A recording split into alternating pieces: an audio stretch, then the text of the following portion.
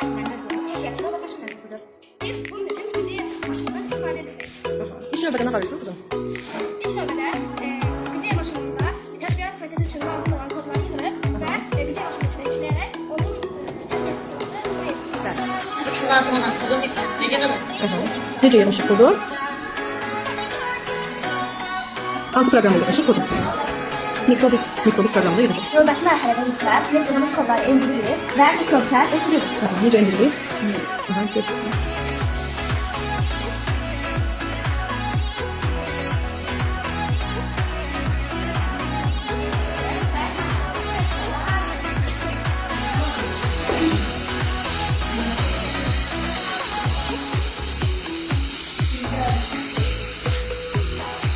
Aha.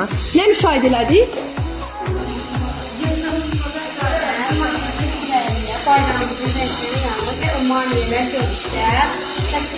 Aha, maniyəni göstərək. Hər hansısa bir maniyə göstərək.